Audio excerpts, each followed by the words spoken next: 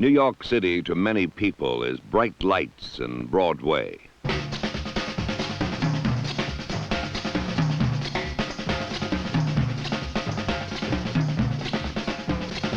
Chicago was more to Dick Butkus's liking, a hard-working man's town where you got out of life what you put into it.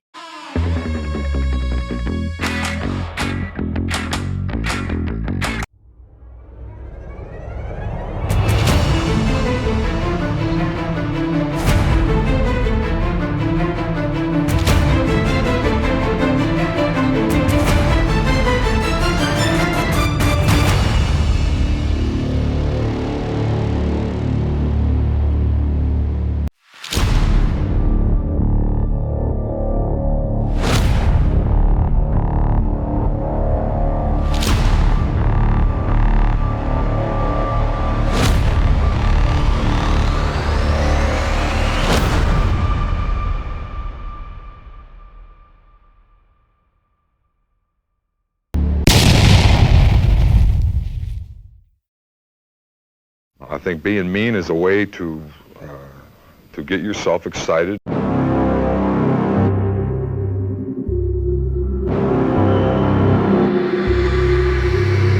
It's almost like being mad. It's like hating a fella.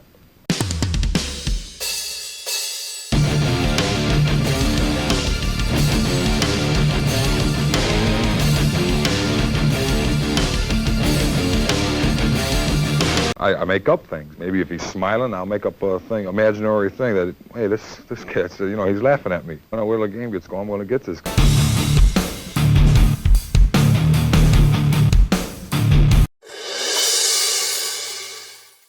Embarrass him, intimidate him. When you see the guy trying to get up and he's wobbling a little bit, maybe his helmet's, you know, turned, and that's the linebacker's delight. You're not going to end up hurting me, it's going to be you. You're going to be punished, so you better get ready today.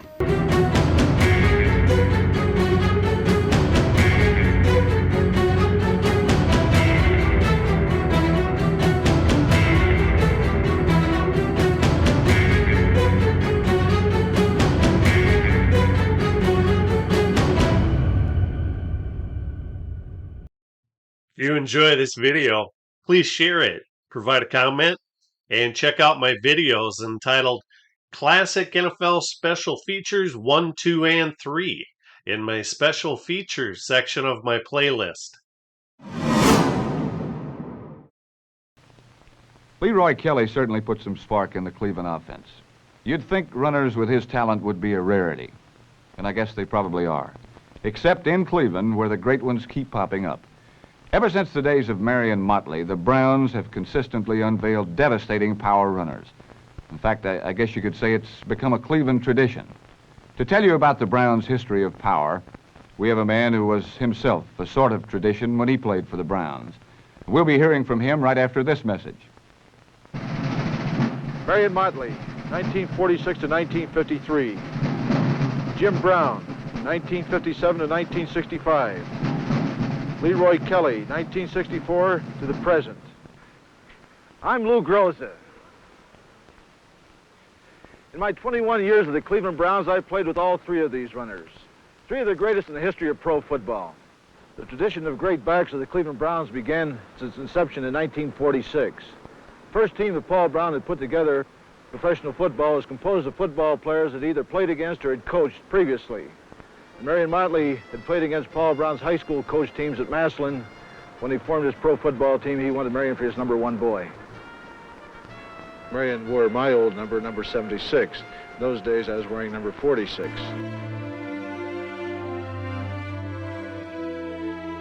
He had big thighs and hips, and Paul Brown would tell him, don't be so fancy, just run over him, and that's what Marion Motley did. He used to punish people by running into them, and he was really a brute.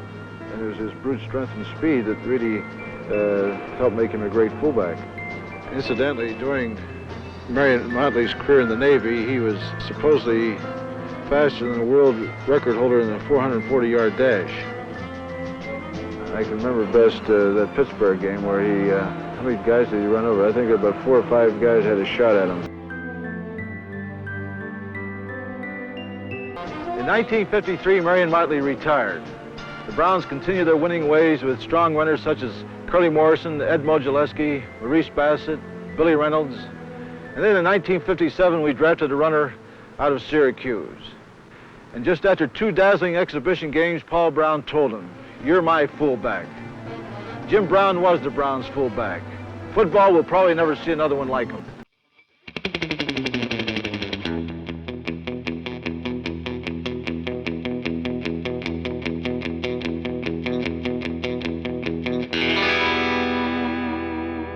During Jim Brown's career, he led the league every year except for one.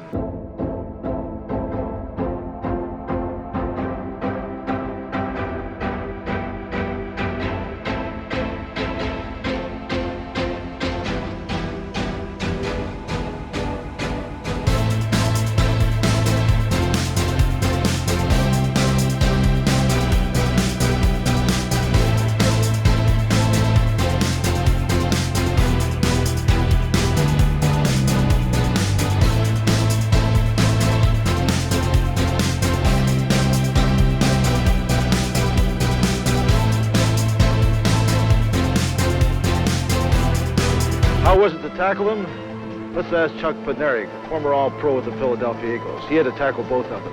Tough to tackle. Well, the wider of the two, the broader of the two to wrap your arms around was Marion Motley. If Marion Motley ever picked up steam, once he got past the front line and the linebackers, goodbye. Look, it was like a locomotive. I hated to tackle him when he had full speed, because he could break you into two. Jimmy Brown at the same time, he had a beautiful waistline, 28 inches, 230 pounds, really built. You wrap your arms around him, it's pretty tough too. You gang tackle people like that. How do you replace a Jim Brown with a Leroy Kelly?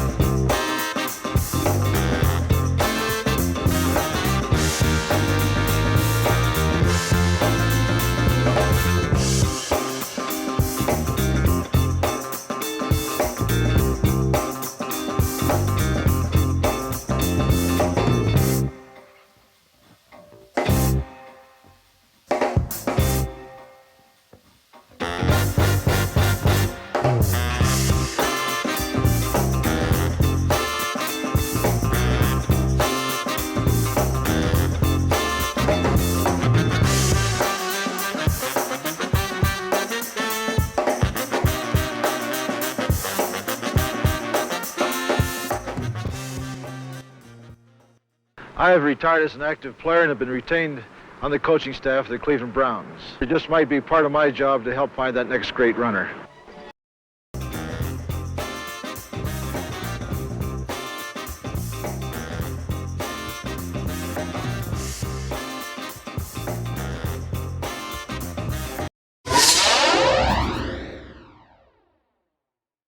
During the 19th century, Americans didn't have huge football stadiums to watch an exciting breed of men battle in sport. But the Old West had heroes who roamed the wide plains of America with just as much daring and abandon. The frontiersmen and cowboys battled the elements, pursued and lassoed their herds, met charging buffalo, and fought Indians, claim jumpers, and cattle rustlers. It was a rough and tumble survival of the fittest. And youngsters worshipped heroes like Bat Masterson, Wyatt Earp, Buffalo Bill Cody, Wild Bill Hickok, and Kit Carson. Just as they shivered at the daring exploits of Jesse James, Billy the Kid, the Dalton Gang, and Butch Cassidy's Hole-in-the-Wall Gang. These cowboys and outlaws have given way to modern gridiron heroes. Heroes who merely act out the good guy and bad guy roles. Football teams now have their own idolized leaders and scorers, and their feared defenses and game breakers. But all these men possess the same hero qualities of wild adventure and daring, as shown in the opening of Joaquin Miller's poem,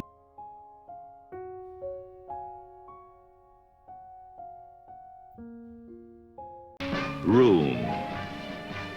Room to turn round in, to breathe and be free, to grow to be giant,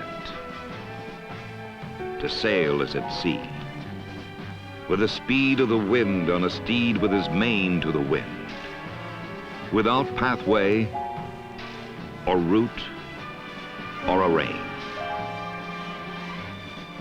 Room. Room to be free where the white boarded sea blows a kiss to a brother as boundless as he. Where the buffalo come like a cloud on the plain, pouring on like the tide of a storm-driven main. And the lodge of the hunter to friend or to foe offers rest. And unquestioned, you come or you go. My plains of America, seas of wild lands. From a land in the seas, in a raiment of foam, that has reached to a stranger the welcome of home. I turn to you, lean to you, lift you my hands.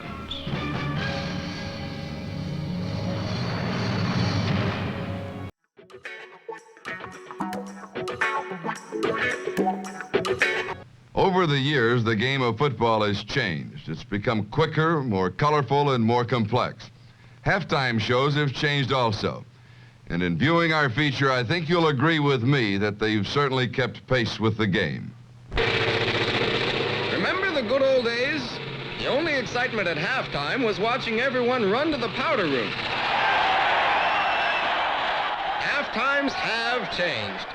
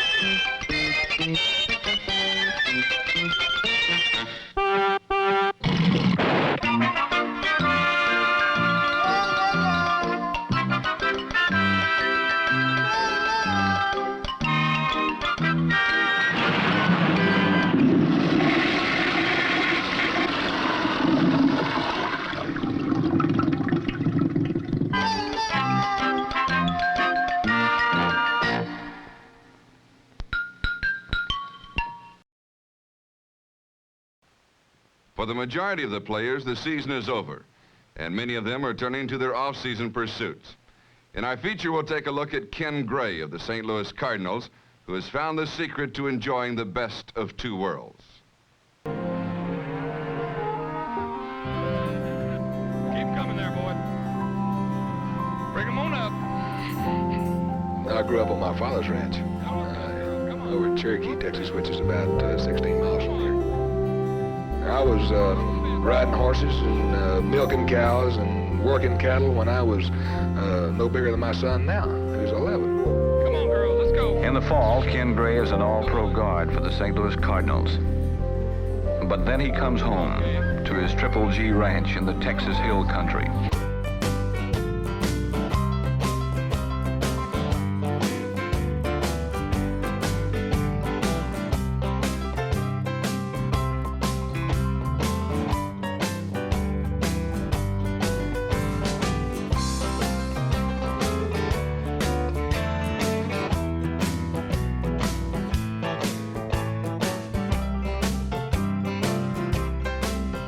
in this country is still not beyond the realm of rustlers. You can just about get away with murder easier than you get away with stealing cattle. I mean, it's just one of those things. It's always been a very, very strict law. If I caught somebody rustling cattle on my place, I wouldn't hesitate to take whatever means necessary to stop it.